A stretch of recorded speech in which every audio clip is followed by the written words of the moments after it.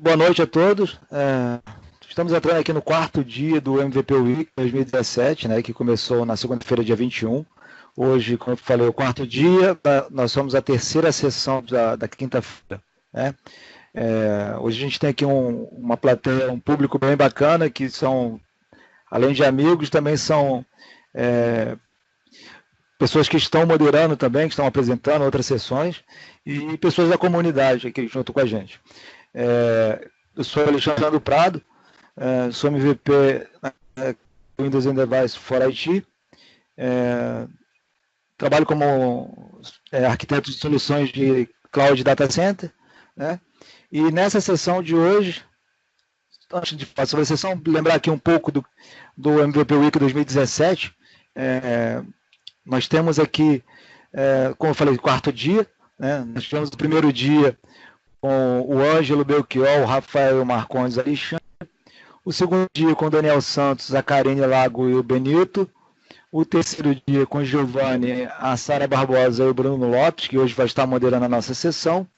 E hoje, quinta-feira, nós já tivemos duas sessões, uma com o Demetrio e uma com o Carlão. Né? E essa sessão, aqui a gente está apresentando, a gente vai falar sobre como estender o seu data center, né, para o Azure. Né? Como eu falei, hoje eu tenho aqui ao meu lado o Tiago Guiroto e o professor André Luiz. Professor Tiago, cumprimenta aí, pessoal. Ô pessoal, boa noite. Tô ao lado aí do Alexandre e do professor André. Eu sou o Thiago Guiroto e também sou um MVP aí na categoria de Enterprise Mobility. E vou tocar junto aí para fazer uma sessão bem bacana aí junto com vocês.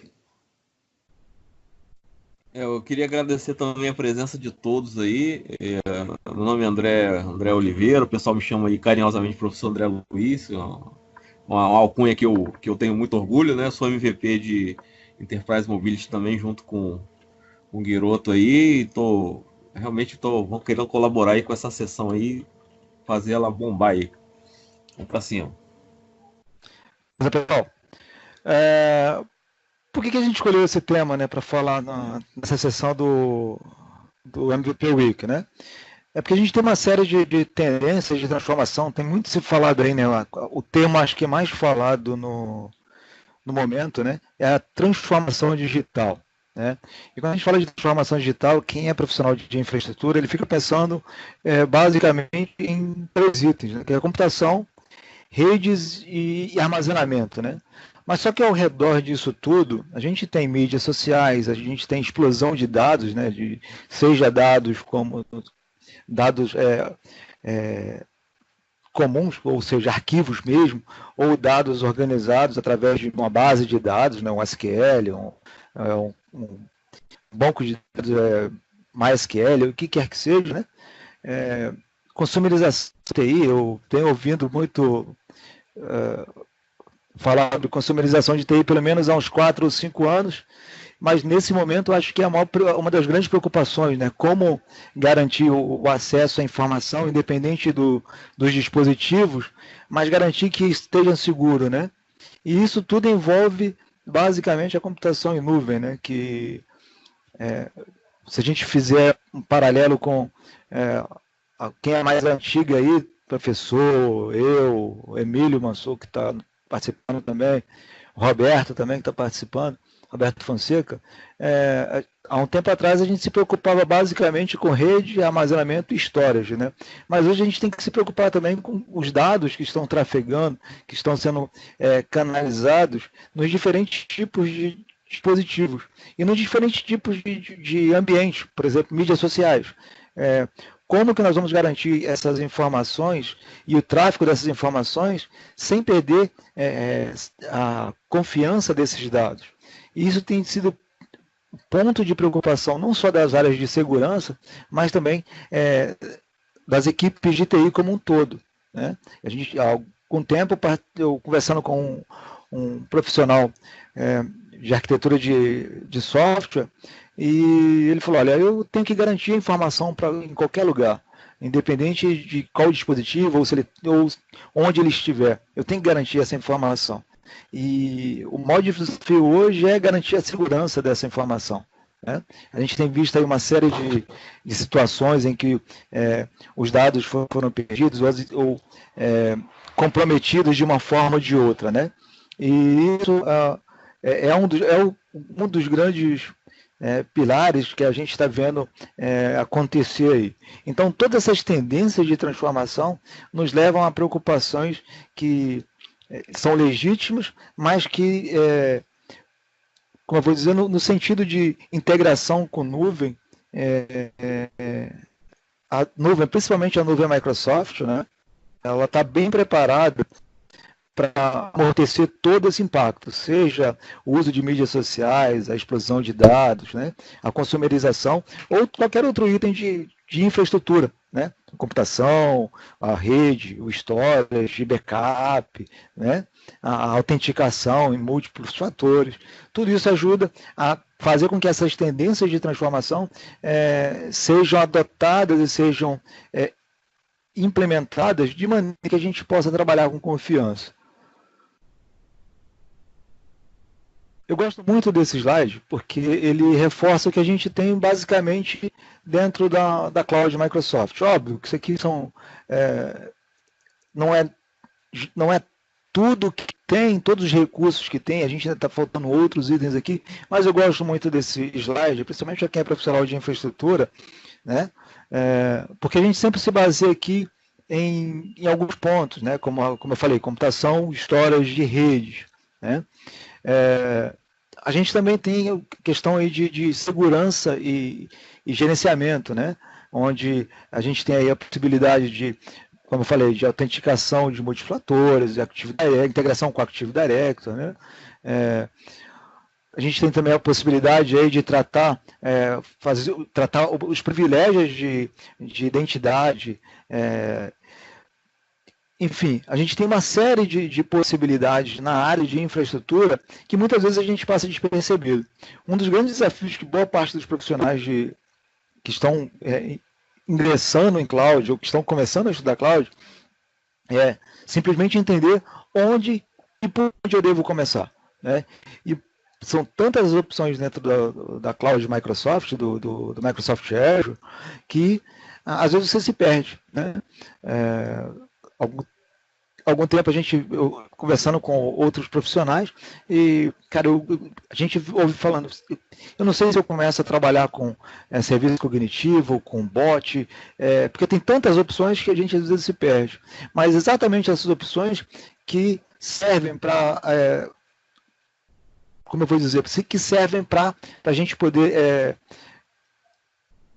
fazer com que essa integração de data center com cloud seja mais fácil de ser adotada e que seja também que garanta que a nossa entrega do nosso data center junto com uma cloud pública como a Azure, a gente consiga garantir a segurança das informações.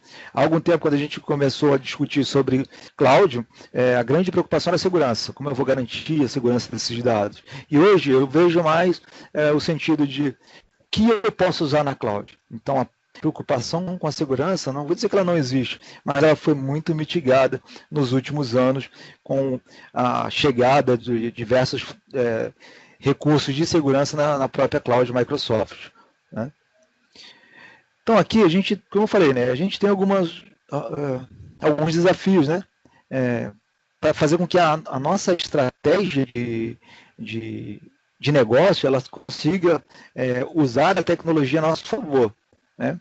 Então a gente tem o uso de cloud, seja para diversos tipos de ação, seja de repente um ambiente de homologação e desenvolvimento, para armazenamento de informações, para tratamento de dados, seja para mídias sociais, para os recursos móveis, né? E como a gente vai fazer para poder arquitetar isso voltado para o negócio, ou seja, fazer com que a nossa empresa, os nossos negócios consigam ter aumentar a produtividade, por exemplo, dos usuários, fazer com que os nossos clientes possam crescer, né?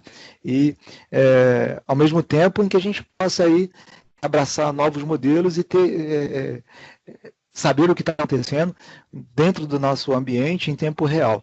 Então, aqui a gente tem o desafio, né, como usar a tecnologia para inovar e como arquitetar usando essa inovação. Então, a gente passa a gente deixa de se preocupar somente com TI, como a gente fazer parte do negócio. E para quem sempre reclamou de que TI não fazia parte do negócio, esse é o momento em que a gente está vendo que TI é tão parte do negócio quanto o próprio core business das empresas, né? Em Prado, vou aproveitar aqui o slide anterior para dar um alerta aí a gente que é profissional aí da área de TI, né? Que quando a gente fala de nuvem, né? A gente tem que ir muito além do que de máquina virtual. Então, inicialmente, logo que começou, vamos levar o servidor para a nuvem. Isso aí, se você lembrar aí do slide passado, é as duas camadas de baixo. O nosso desafio é, quando a gente fala nuvem, a gente está falando de não só simplesmente subir máquina virtual, é usar realmente todo o potencial da nuvem para agregar o negócio da empresa. Então, o objetivo do TI hoje é que a empresa consiga ser ágil, consiga fazer essa transformação, e não é só com máquina virtual que a gente consegue isso. Concorda, Pradão? Exatamente. A gente deixou de pensar muito na caixinha, né? Ou seja, só em máquinas virtuais, que era a nossa grande preocupação anteriormente, mas a se preocupar com outras possibilidades que a gente pode ingressar dentro da nossa área de infraestrutura, por assim dizer. Muitos profissionais e muitas empresas ainda olham a cloud de Microsoft apenas como máquinas virtuais. E não é isso. A gente vai ver aqui no passar aqui da nossa apresentação que a gente tem uma série de outros recursos que facilitam a adoção de novos recursos que dentro de casa a gente não conseguiria fazer. Como, por exemplo, o que eu acabei de falar do serviço cognitivo. O serviço cognitivo a gente não conseguiria criar dentro de casa. Talvez até com conhecimento, se você tiver uma boa equipe, tiver vários aí, Diego Nogari aí, Roberto Fonseca, aí a gente consiga criar um ambiente de Big Data aí,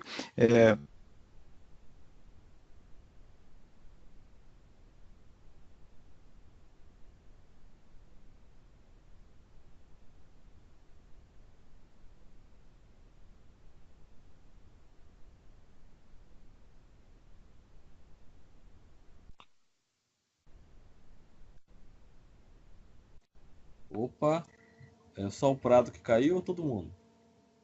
Não parece que é o Prado. É o Prado. Vamos ver se ele não voltar, a gente toca aqui.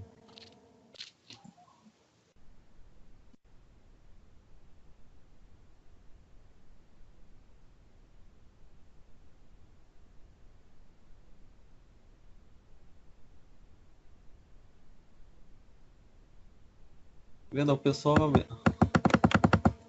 tá animado aí, rapaz. Ninguém tá vendo novela, não, é?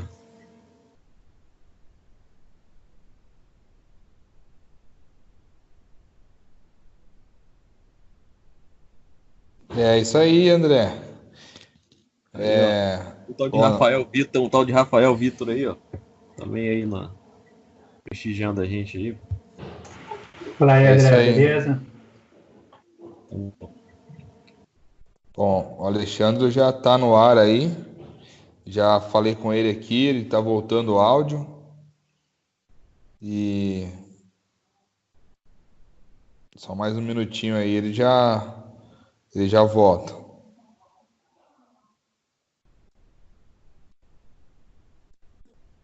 Inclusive ele que está mexendo nos slides aí. A gente até complementando aquela parte que o Prado falou de realmente você conseguir fazer coisas que em casa, né, dentro de casa, dentro do data center, você consegue ter recursos, né, de que você realmente não consegue fazer. Hoje eu estava fazendo uma brincadeira lá de machine learning lá, e vamos fazer aqui, eu peguei um dataset lá de 250 mil linhas de mão de poker para poder fazer uns testes lá de machine learning. Quer dizer, se eu tivesse que montar isso no meu notebook aqui, não ia dar, né? Para processar isso na velocidade que eu consigo processar. Então, Isso aí, eu tenho opinião que isso, inclusive, democratizou o poder de computação, que hoje uma pequena empresa consegue atingir uma capacidade computacional que era impossível com os investimentos necessários há uns anos atrás, por exemplo. Pessoal, voltei, tá? Ufa, rapaz, eu já não sabia o que falar aqui.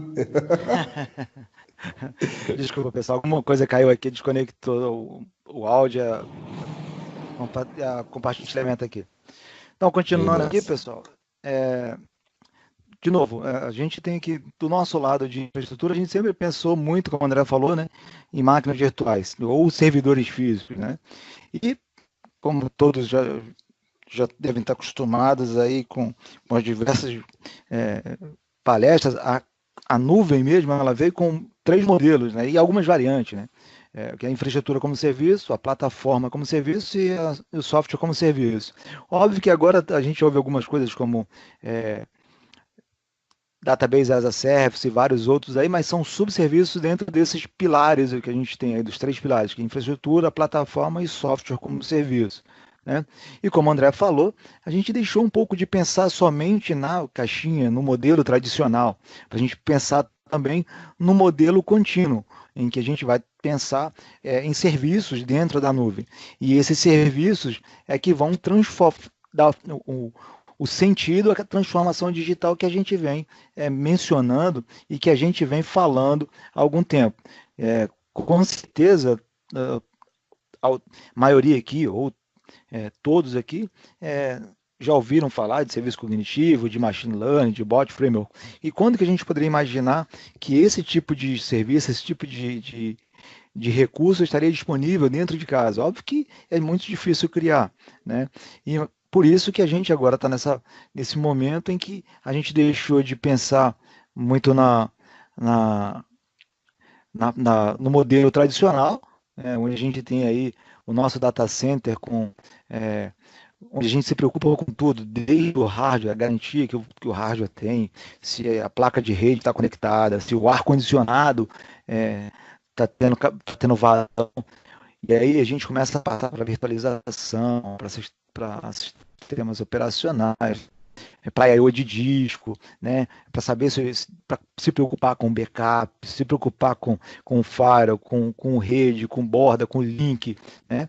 E aí a gente tem que interagir com outras equipes, a equipe que cuida da parte de dados, a equipe que cuida da parte de aplicações, e agora a gente está passando para aquele momento em que a gente tem que se preocupar com o serviço, com diferentes tipos de serviço. Então a gente vai se preocupar, por exemplo, eu vou me preocupar com as regras do firewall. Eu não preciso mais ficar me preocupando de ter um firewall em cada ponto. Agora eu preciso me preocupar com as regras que vão estar disponíveis, né?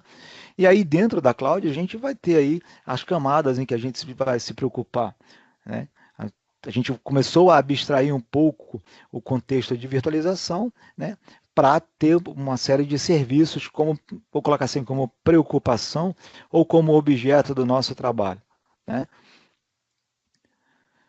E aí a gente tem alguns cenários, né, como eu vou dizer, cenários dentro do modelo de infraestrutura e PaaS. Eu acho que SaaS, né, é mais o conceito de software como serviço está muito claro, né? Por exemplo, para nós, a gente vai trabalhar com o Teams, que o Bruno falou, foi ontem, se eu não me engano, que o Bruno falou sobre o Microsoft Teams, por exemplo. A Sara, que também trabalha muito com Office 365. Então, no nosso modelo, modelo de infraestrutura, vamos dizer assim, a gente tem os 2 pilares aí que são a infraestrutura e a plataforma. O software como serviço eu deixaria um pouco de fora aqui, exatamente porque já é um próprio serviço mesmo. Então a gente não tem aquela necessidade de estar tão focado. Eu não preciso me preocupar, por exemplo, com se o meu e-mail vai estar disponível. Eu tenho que me preocupar se o meu link de internet vai estar disponível, né? Então, aqui na parte de infraestrutura como serviço, a gente tem desde a parte de storage, de disaster recovery, né? Se você pegar quantas vezes aqui nós, aqui de infraestrutura, já tivemos que desenhar ou planejar ambiente de disaster recovery em sites diferentes, às vezes sites geograficamente diferentes, geograficamente que vai desde o outro lado da rua até outra cidade, outro estado, né? A gente também tinha que se preocupar com backup, né? Com as diferentes ferramentas de backup, com fitas, com o armazenamento dos dados, né? E aí a gente trabalhando com a área de desenvolvimento, né? A gente também era provedor de máquinas virtuais, por assim dizer, aos desenvolvedores, né? E aí a gente também tem um conceito das aplicações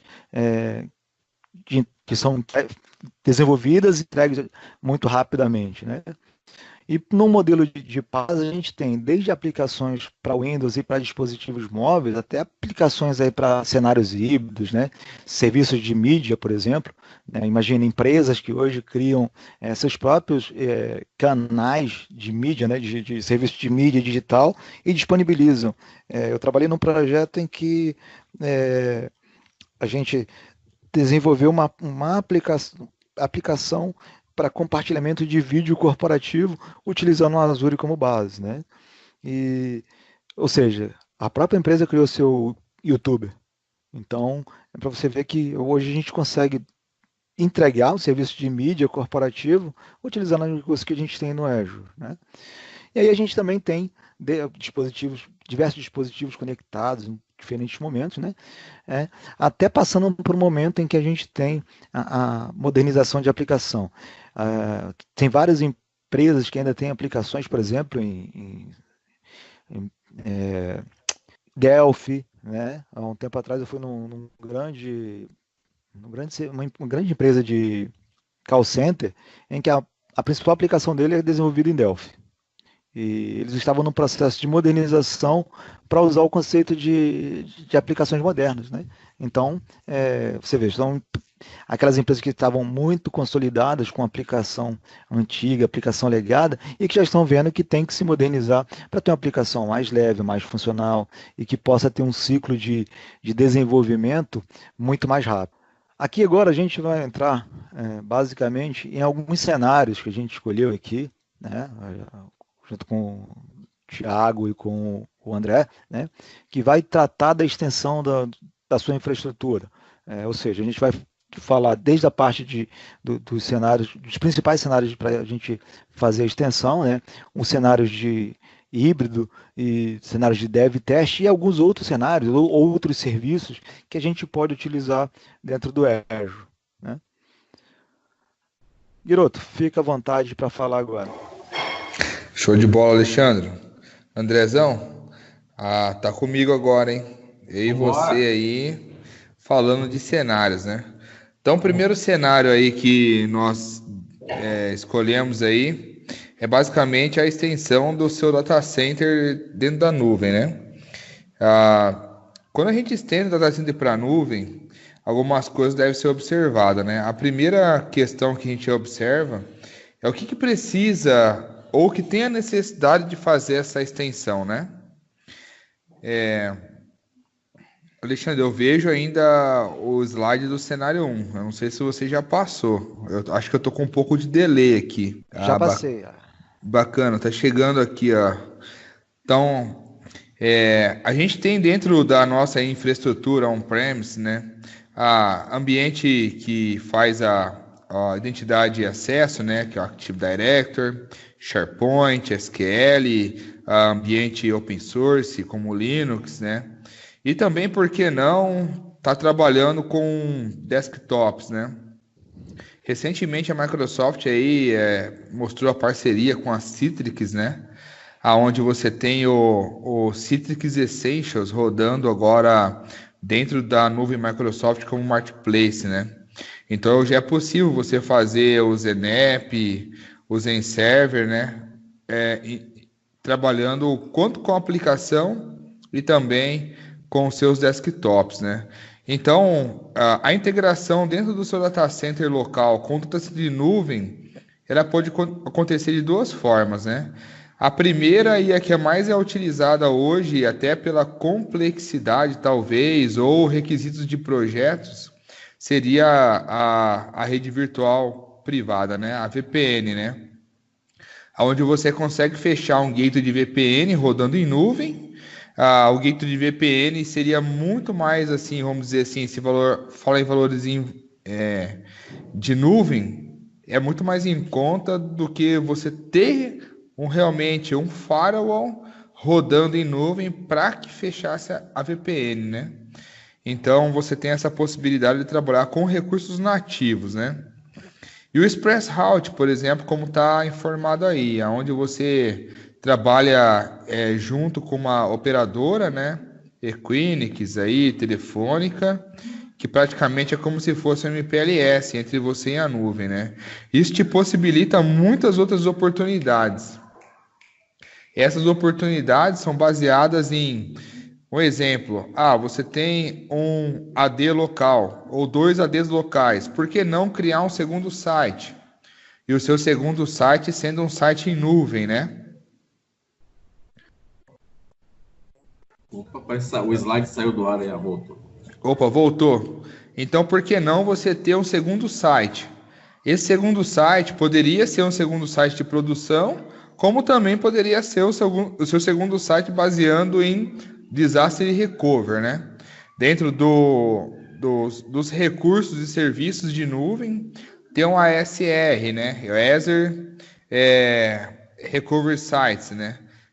Na questão que você mantém ainda o seu segundo site, mas um segundo site, entre aspas, ativo, e no momento que você tem a necessidade do seu site primário, no caso do seu data center físico, rodando máquinas virtuais ou não, né?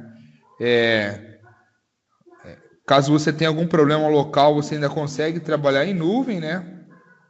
E aí você consegue trabalhar com VMs por demanda, em escala, baseando em necessidade. E o System Center vai fazer a orquestração desses dois mundos, né? Que seria a Virtual Machine Manager, né? André, fica à vontade. Rapidinho. Não, só eu e o Prado passamos uma coisa assim engraçada, né? Que teve um cliente nosso que ele tinha que fazer um move de data center. Então ele jogou a infraestrutura para o Azure, né, através do OSR, e para depois mover fisicamente, né? Eles estavam mudando de prédio. E para depois voltar, né, apontar de novo as coisas de volta para dentro de casa.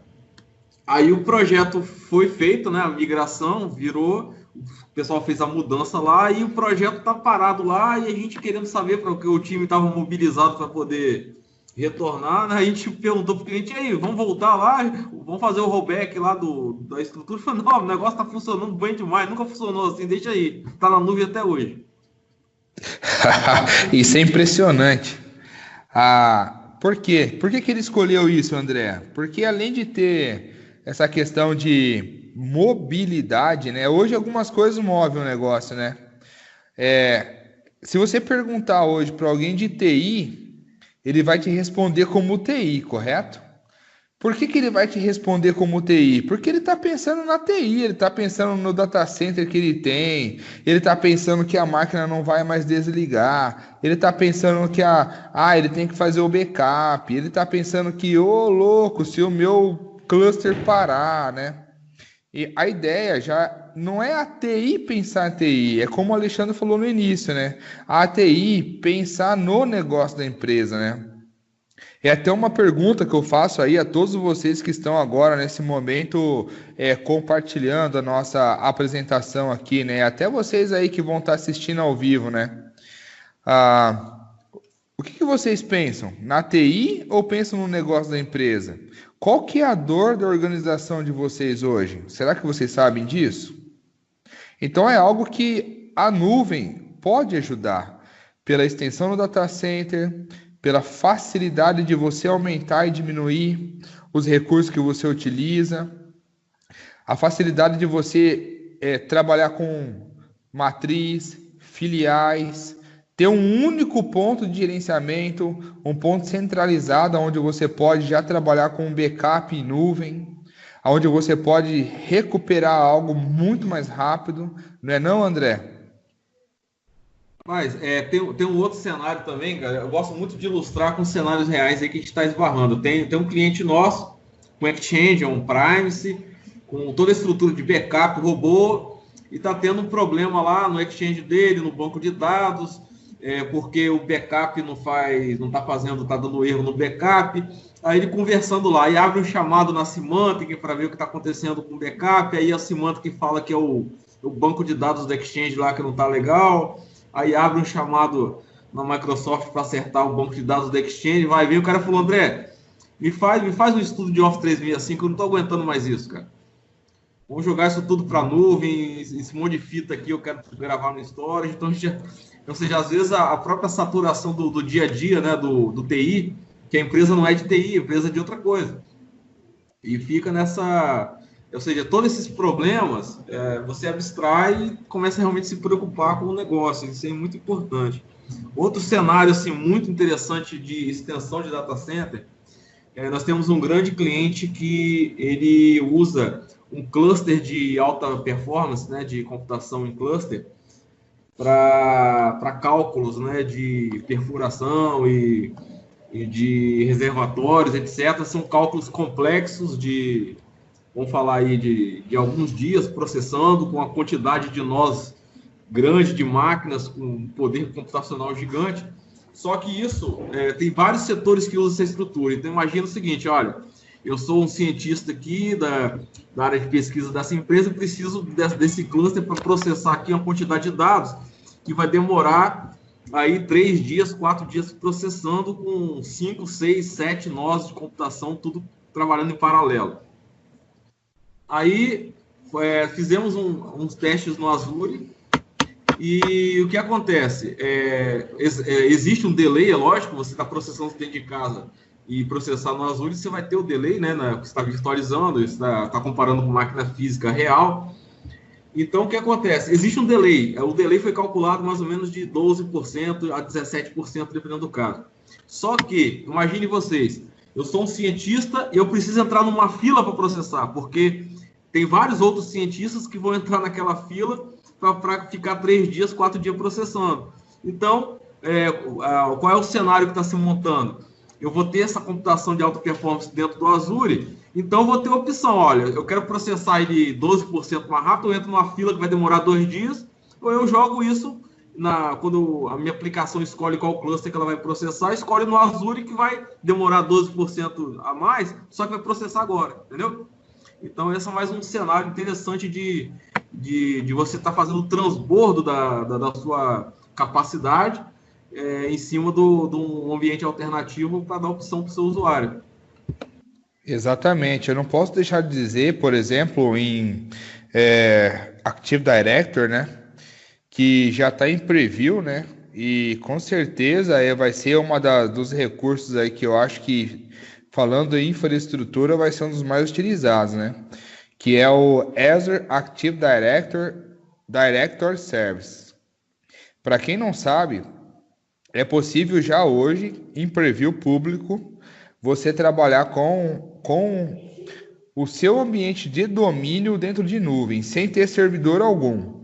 E a Microsoft, ela é tão boa nessa questão que ela faz dentro do AD, que esse serviço é possível você ter um outro servidor, esse servidor dentro do domínio, mas é um servidor de gerência do seu AD, na qual você consegue ver que em controladores de domínio a Microsoft já cria 2. E esses 2 já estão fazendo failover de toda a tua estrutura baseada em autenticação e autorização. E você já consegue, baseando aqui em Virtual Networks, pegar os 2 servidores e colocar como seus servidores de DNS da tua rede. Dentro da Subnet 1, Subnet 2, Subnet 3, como mostrado aqui, é possível você fazer um controle e um isolamento lógico muito fácil. E caso você tenha alguma dificuldade ou estiver preocupado, por exemplo, em segurança, o Azure Security Center consegue analisar a tua rede e identificar quais são os seus pontos de falha. Dessa forma, você consegue, além de corrigir os seus pontos de falha, trabalhar com umas coisas que são muito importantes, que são NSGs, Network Security Group, protegendo o que entra na Subnet 1, o que sai da Subnet 1, o que entra na Subnet 2 e o que sai da subnet 2, e assim por diante. Então, o subnet 1 poderia ser facilmente seu front-end, subnet 2, seu back-end, subnet 3, o seu back-end de banco de dados, e assim por diante. E no meio de tudo isso, tendo o seu servidor de DNS, fazendo a autenticação, autorização e suportando o seu domínio em nuvem baseado em Azure Active Directory Service, tá?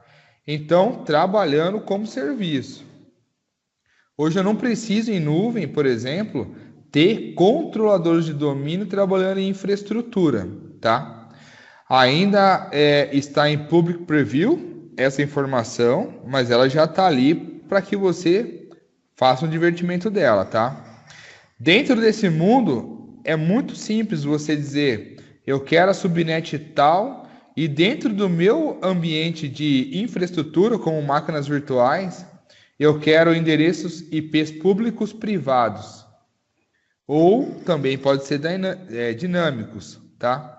E quando você trabalha, por exemplo, dentro de um ambiente de web apps, sites, né?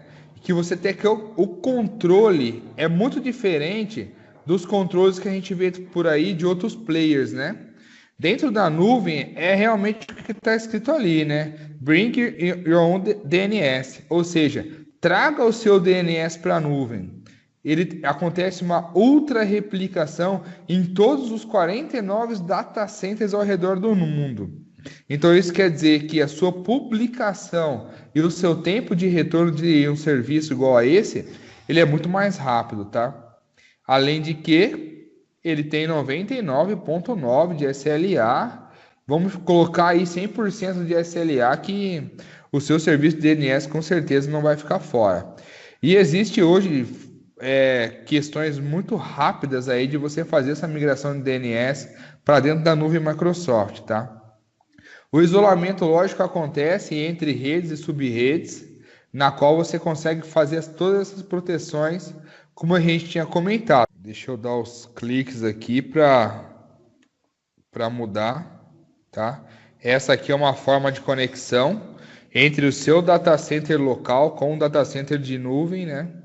Onde você consegue estender a sua infraestrutura, tanto em máquinas virtuais, às vezes até fazer um always on entre SQL always on entre o seu ambiente local e o ambiente de nuvem, né, por exemplo, tá?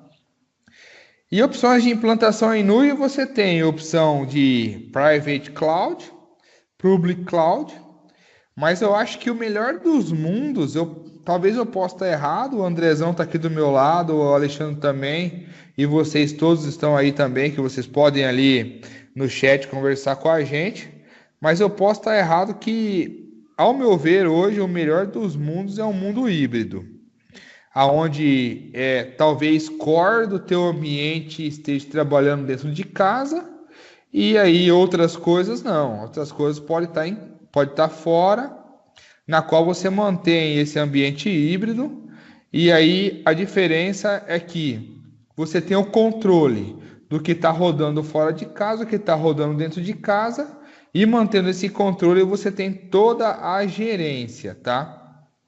Às vezes esse controle acaba fugindo um pouco da sensação de que o que eu tenho fora, o que eu tenho dentro de casa. E com isso você pode adicionar o System Center, por exemplo, o Virtual Machine Manager, ele de uma forma muito fácil consegue controlar o que você tem fora, o que você tem dentro de casa, permite que você faça um mundo híbrido com excelência, tá? Então hoje, por exemplo, é muito fácil você criar uma máquina virtual e essa máquina virtual já não está mais dentro do seu Hyper-V ou do seu VMware, utilizando aquela Lambda Storage, que talvez a sua storage é uma storage cara, e sim você tem a subscrição da nuvem e coloca a tua máquina virtual para rodar em nuvem. Caso você precise, ela pode ser sim um ponto de failover, tá? Onde você faz o seu disaster recover apontando para a nuvem, tá? André, fica à vontade. Tranquilo. Só até que eu estava conversando com o Folgaço aqui, ia começar a escrever aqui. Na verdade, um cenário de DR, em tese, até para não ser custoso, em tese as máquinas elas ficam desligadas, né, sendo replicadas e você aciona manualmente. Todo o ambiente de disaster recovery, em tese, ele é acionado manualmente, né? Então, você agora vai acionar o DR. Inclusive, existem, na época que os DR eram físicos, né? Eu trabalhei em empresas que o cenário de DR é o seguinte: se um dia virar, não volta. É só de ida. Virou, subiu lá e depois vai ter que fazer um outro trabalho, um outro projeto para voltar as coisas, né? A nuvem ela deixou isso mais flexível, né? Eu concordo, Guilherme? Só que realmente, se você eu tenho 2 servidores aqui, e se os 2 ficarem ligados, a gente vai ficar pagando do lado de lá também. Então, em tese, o OSR, você vão ter máquinas que vão estar sendo só alimentadas, né, com uma sincronização de dados dos VHDs, e esse cenário vai ser acionado quando você tiver esse cenário de DR. Esse é um dos cenários que é o que a gente está esbarrando bastante no mercado aí.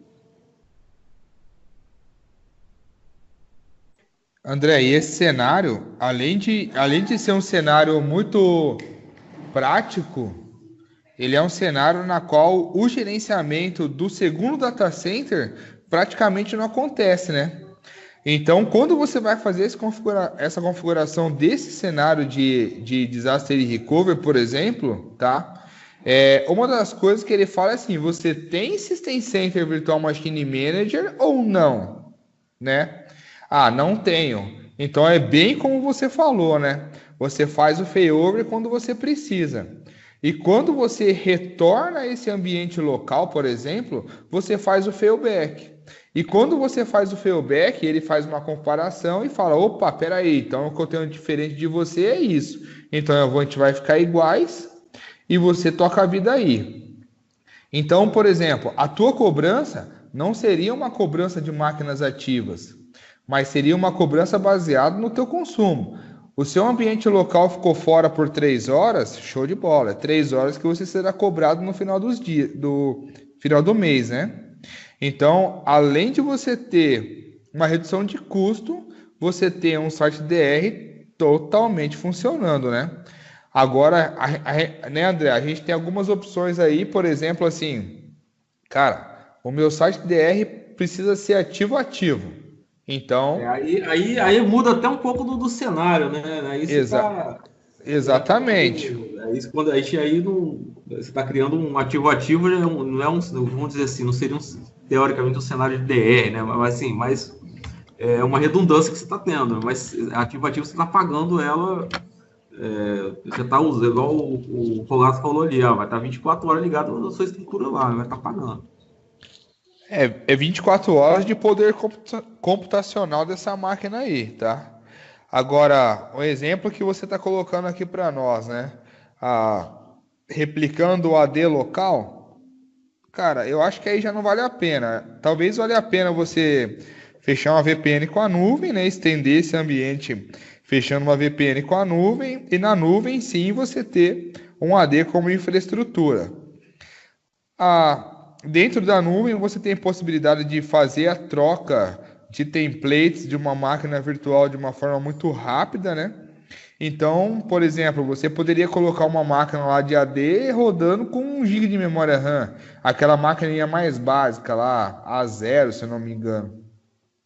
Isso quer dizer que ela vai continuar a replicação através de uma VPN, você vai pagar o mínimo do mínimo possível, e quando ela necessitar entrar em operação, você vai lá e muda o template dela para uma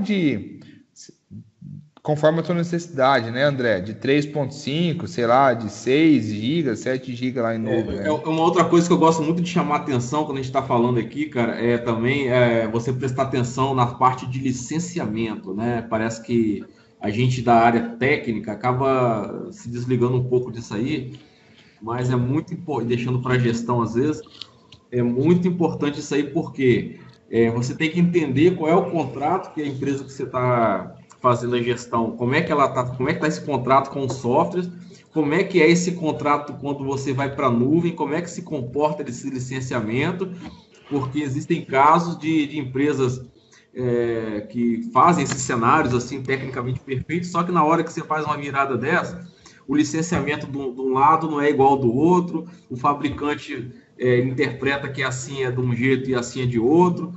Você tem lá, por exemplo, lá um software que é licenciado por core físico, na hora que você joga lá para cima, ele começa a ser licenciado por core, vamos dizer, por processador físico, vai por core virtual lá, por virtual, e aí você se embanana com a empresa entra na auditoria aí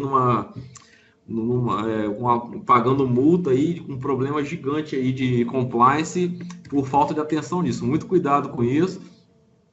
Você tem algumas licenças que podem trabalhar de um jeito ou de outro, de acordo com esse non-prime e sua nuvem. Eu vou fazer VDI na nuvem, eu já tenho um licenciamento Citrix, eu posso levar esse licenciamento para lá, preciso comprar outra licença, eu vou entrar lá e vou comprar uma estrutura de Citrix no Azure, se eu já tenho licença, o que eu faço? Então, isso aí é um outro estudo que faz parte do seu projeto também. Então, não esqueçam dessa parte, tá, pessoal? Vão fazer cenários de DR, vão fazer SR, vão fazer um monte de coisa no Azure, mas não esqueçam dessa parte que é burocrática, que é a parte legal do licenciamento. E você tem que entender o que você roda aqui, como que se comporta o licenciamento lá. Então, muita atenção com isso, que a gente já viu alguns gestores aí com problemas, vamos dizer assim, grandes, gigantes, devido a essas falta de atenção nesse sentido aí. Então, pessoal, como eu disse para vocês, né? Eu acho que, ao meu ver, aí, o cenário híbrido é o melhor cenário, baseando também na questão que o André mesmo disse, né? A Microsoft tem alguns licenciamentos aí que colaboram muito para que você consiga fazer essa movimentação das máquinas virtuais, de aplicação, de vários serviços para a nuvem, né? O exemplo é um tipo de licenciamento que nós conhecemos aí, né, André, como a Hub, né? Esse tipo de licenciamento permite que você rode máquinas virtuais locais também em nuvem, né? E aí você tem as possibilidades as experiências baseando em Windows Server com Hyper-V e System Center dentro da tua ambiente privada e também no seu ambiente público. O teu ambiente público, logicamente, vai ser Microsoft Azure e sua rede privada é Microsoft Hyper-V. Nada impede que seja também VMware, né? Mas aí, para fazer esse controle todo, a gente indica System Center Virtual Machine Manager, né? E se a gente pegar a questão de identidade, virtualização, gerenciamento e desenvolvimento, identidade nada melhor como em nuvem o Azure Active Directory. E dentro de casa, o Active Directory. É possível fazer integração entre eles, baseando-se em AD Connect, a virtualização e gerenciamento baseando em System Center, o gerenciamento baseando em System Center e também baseando em nuvem, e o desenvolvimento baseando em Visual Studio, onde você tem Visual Studio já trabalhando como DevOps, na capacidade de você gerenciar a infraestrutura dentro do Visual Studio, criando e automatizando diversos processos, né? Tinha um cenário também que até um dia desse a gente estava conversando, né? Até aproveitando o Rafael que estava aqui, de um cliente que tá num projeto de usar o SR para fazer um transbordo de máquinas entre o ambiente VMware dele e o ambiente Hyper-V e nuvem, né? Ou seja, seria um cenário onde o Hyper-V dele ligado na nuvem, o VMware também, e fazer um transbordo entre essas máquinas, assim, é um cenário até meio diferente que a gente está esbarrando. O André, eu vou passar aqui os slides que eu acho que o Guiroto está com dificuldade lá. Eu vou passando aqui para frente e aí vocês vão falando, tá? Beleza, Alexandre, obrigado. Eu já estou enxergando a nova aí, Guiroto, pode mandar ver. Voltou aqui. Guiroto, consegue ver? Tô conseguindo. Público e privado, né? É isso? Não. Ah, beleza. Tecnologia de conectividade híbrida, né? André, se você quiser começar, pode começar. Para mim ainda tá um pouquinho com delay aqui. Tá chegando aqui também. Pessoal, enquanto eles não estão conseguindo falar, deixa eu apenas explicar o contexto desse slide, né?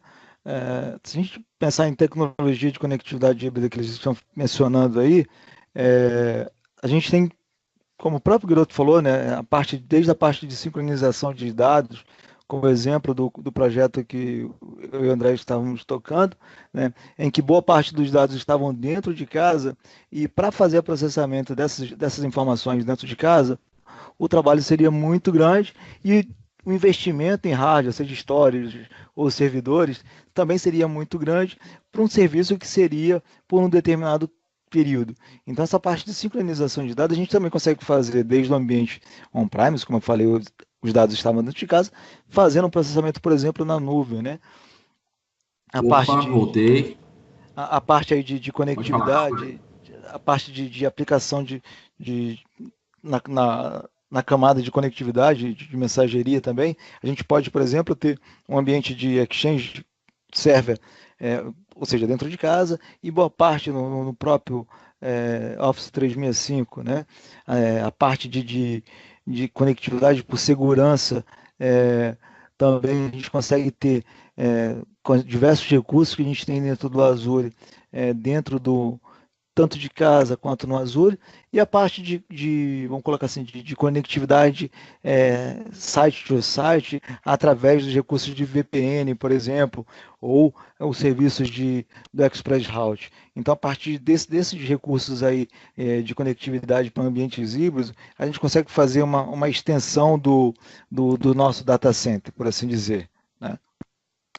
Em Prado, pra você ter ideia, só para o pessoal fazer uma ideia, imagine o seguinte, que um dos projetos que a gente trabalhou, o pessoal tinha que processar uma quantidade de dados. Imagine você um arquivo de 28 GB de XML. Só isso. Isso tinha que ser transportado, interpretado, processado e devolvido ele comparado com algumas coisas ainda. Então, realmente era um processo que demorava 17 horas no ambiente on-premise do cliente, e no ambiente de nuvem ele é processado em 4, chegou a ser 5 horas, contando com o upload e tudo, só para a gente ter uma ideia dessa capacidade computacional que a gente consegue fazer. Beleza, André. O terceiro cenário aqui que a gente escolheu é o cenário de dev e teste, que boa parte das empresas, né, mantém, né, um cenário de desenvolvimento e de teste, vamos colocar de QA, né, dentro de casa, mas no mesmo cenário que o André falou aí, dos dados, a gente também tem a questão de criar essa estrutura de ambiente de desenvolvimento e homologação por um período específico, aquele período em que uma aplicação vai estar sendo desenvolvida, que vai estar sendo trabalhada. E quando a gente pensa nisso, de por que eu tenho que criar essas máquinas, disponibilizar banco de dados, disponibilizar a aplicação, disponibilizar histórias de redes dentro de casa, se a gente consegue fazer isso dentro de um data center como o Azure. A partir do momento em que a gente consegue entender que a gente tem todo um ciclo de produção de uma aplicação, né? Que vai desde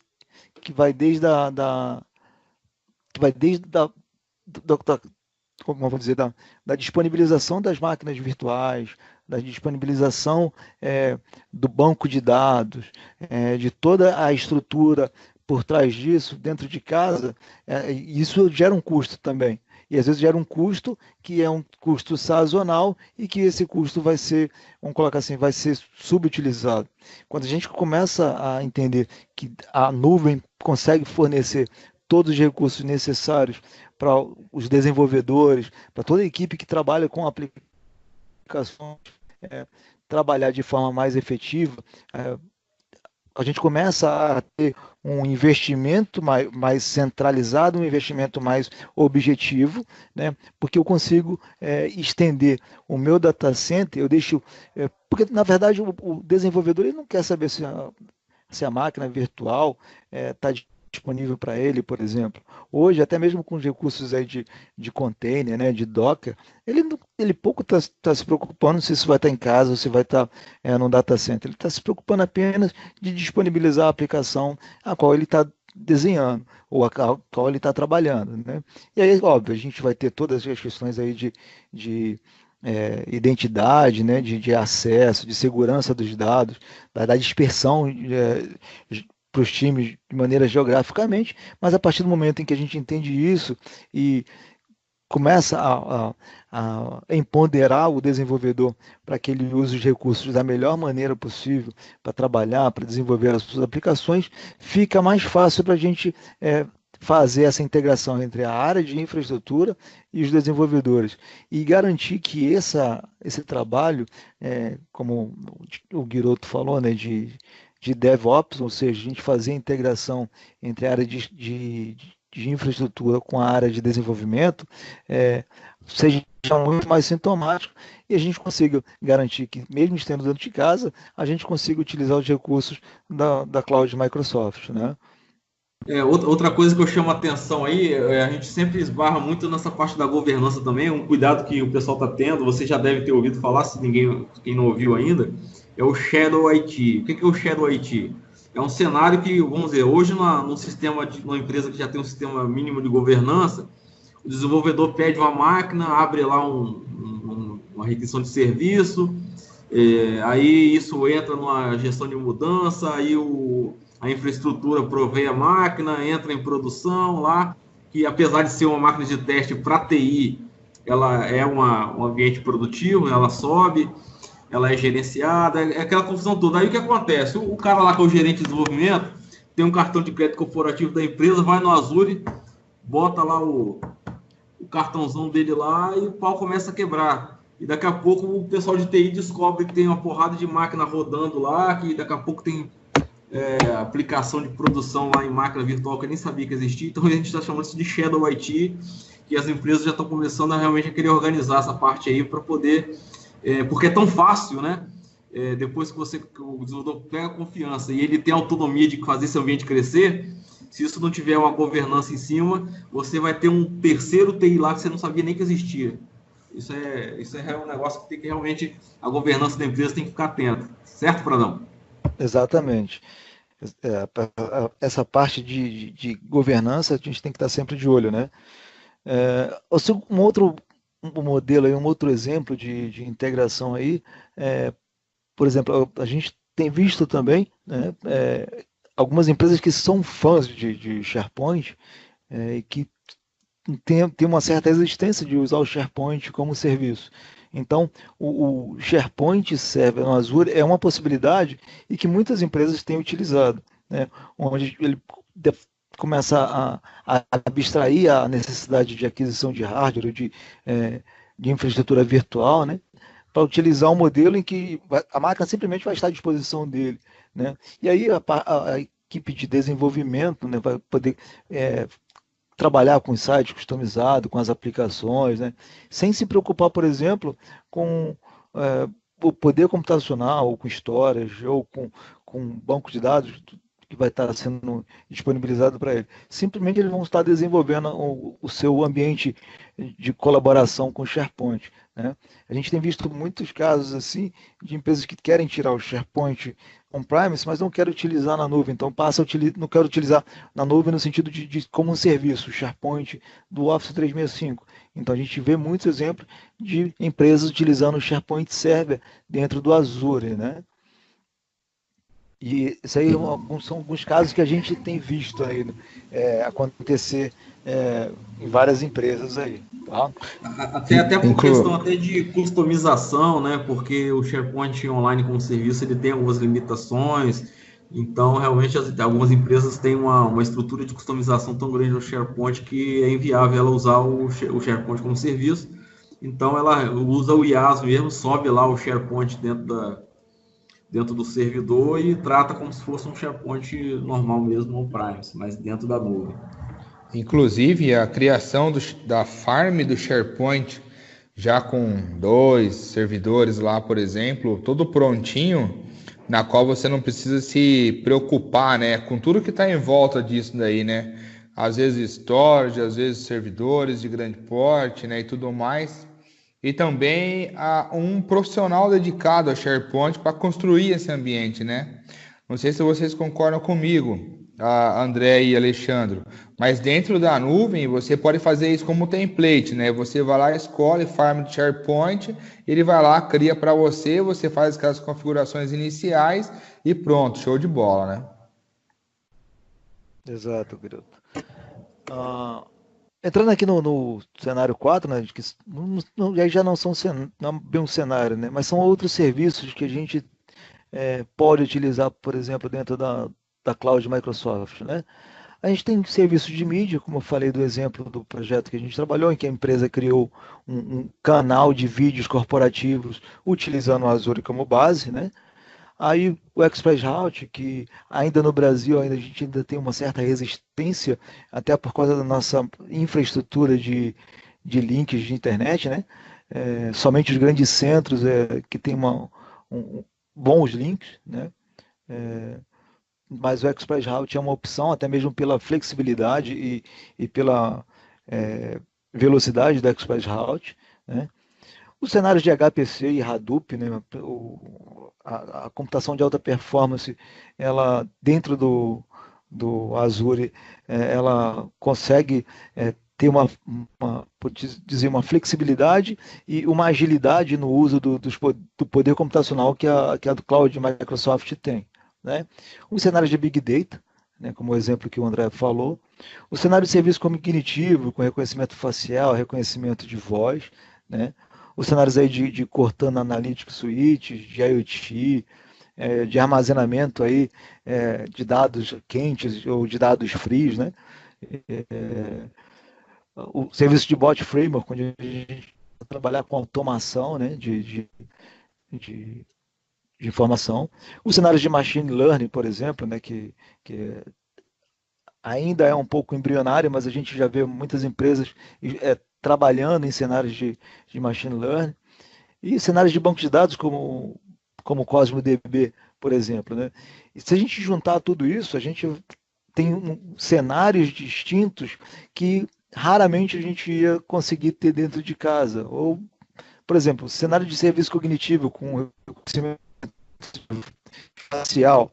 A gente, para conseguir fazer isso com os recursos dentro de casa, seria muito difícil. Mas nada impede que a gente utilize os recursos da cloud para prover um serviço dentro do nosso ambiente, né? Então, todos esses serviços aqui são cenários que a gente pode imaginar que fazem uma integração muito grande com o nosso ambiente de infraestrutura, né?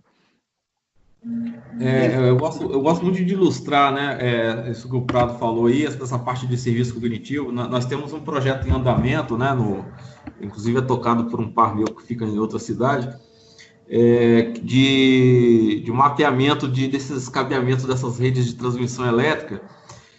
A ideia é o drone fazer. Hoje isso é feito manualmente, sobe o camarada lá e para olhar se precisa de manutenção, etc. Então a ideia é carregar as imagens do que é uma rede precisando de manutenção e uma rede boa, e a máquina entender o que é ruim, o que é bom em cima de uma imagem capturada, e fazer essa varredura daquelas transmissões por drone. Então o drone vai passar, vai capturar aquelas imagens e a máquina, o serviço cognitivo do Azure, vai tratar aquilo para saber se precisa de manutenção naquele ponto ou não, através do reconhecimento da imagem. É um projeto que está em andamento, é muito interessante. Legal, André. Então, para a gente finalizar está chegando perto do nosso final aí da apresentação, imagine uma infraestrutura de data centers e de serviços de data center disponível em 42 regiões, com mais de 100 data centers. Tudo que essa nuvem provém para dentro dos ambientes de TI é, é maior do é maior do que a gente pode imaginar. E é maior do que a nossa própria anseio de ter isso dentro de casa. Né? A gente sabe que em algumas empresas, por questões de regulamentação, né, por questões de legislação, não são fáceis de adotar. Mas a partir do momento em que a gente conseguir entender que muita parte dos serviços que estão dentro do Azure são serviços que a gente não vai conseguir ter dentro de casa, a gente vai conseguir tracionar, fazendo com que esses serviços sejam vistos como uma necessidade que a gente nunca vai conseguir ter dentro de casa. E lembrando que o Microsoft Azure, ele é um ambiente de data center que supera qualquer outro ambiente de data center, ambiente de cloud. Então, nenhuma outra cloud vai ter o poder de processamento, vai ter os recursos que o Azure tem. Tá? Bem, pessoal, a gente está chegando ao fim. Alexandre, Sim. só para... E o detalhe é que se você já estiver dentro da nuvem e você estiver preocupado em também montar um site recovery dentro da nuvem, também é possível, né? Você tem, por exemplo, data center dentro do Brasil, é possível você ter o seu site recover no data center americano, né? E essas possibilidades aí, quando você está em nuvem, elas são enormes, né? Exatamente, Guiroto. Assim, como você falou da questão de site de disaster recovery, né, ou site recovery, a gente tem que considerar que não apenas a parte de infraestrutura, mas a parte de serviços, né? A gente está ouvindo agora, acho que o termo serverless, ou seja, é o termo mais em voga hoje, porque a gente está começando a abstrair a necessidade de ter um servidor específico para uma aplicação. Então, isso é bem interessante. E eu me lembro que há muito tempo atrás, quando a gente ouviu falar de Microsoft Azure, na época era SQL Azure, todo mundo começava a se preocupar com se o profissional de infraestrutura ele seria uma espécie em extinção. E hoje a gente está vendo que nós somos tão importantes como qualquer outro profissional dentro da nossa infraestrutura. Né? A gente tem uma série de recursos que podem facilitar o nosso entendimento, o nosso trabalho com relação à adoção e a utilização dos recursos que o Azure tem a oferecer. Né? E principalmente a parte de integração, que é o caminho de entrada. Como você falou, o cenário híbrido é talvez o cenário que a gente, como profissional de infraestrutura, reforçando essa palavra, a gente sempre pensa, né? O ambiente híbrido ainda vai existir por muito tempo, seja por questões de legislação, seja por questão financeira. A gente sabe que o país está passando por um momento difícil, mas é um ambiente que, num primeiro momento, é um ambiente que vai chamar a atenção dos profissionais de TI. Né? Até porque existe ainda muito investimento que já foi feito, né, Pradão? Exatamente. Bem, pessoal, é isso, né? Eu gostaria de lembrar a todos aí, de agradecer a todos, né, na verdade, né, pela participação. Já são um pouco mais de 10 horas da noite e a gente ainda tem uma boa quantidade de pessoas aí. Eu gostaria de reforçar o evento em si, a parabenizar a Sara, o Dornel e a equipe que está organizando o MVP Week, né, 2017. Convidar a todos aí para participar das sessões de amanhã com o mestre Claudenir Andrade, que vai estar falando de IoT, que fala um pouco sobre o que a gente mencionou aqui de um recurso, né, que a gente quase nunca a gente poderia imaginar ter em casa, né? O Renato Groff vai estar falando aí de SQL Server 2017 para desenvolvedores de .NET e finalizando aí o Rubens Guimarães com o banco de dados no Azure. Lembrando que todas essas sessões foram gravadas e vão estar disponíveis no canal que vai ser disponibilizado aí, a gente vai estar informando para todo mundo. Mais uma vez eu agradeço a todos e boa noite e até amanhã. Boa noite, pessoal. Agradecendo aí Paulo escrevi aí a paciência de vocês, a perseverança de estar aqui até essa hora junto com a gente. Valeu mesmo. É isso aí, galera. Muito obrigado aí. Valeu a todos. E valeu, Alexandre. Valeu, professor, de estarmos juntos aí mais uma vez, levando informações aí a toda essa galera, essa comunidade aí que está sempre ativa.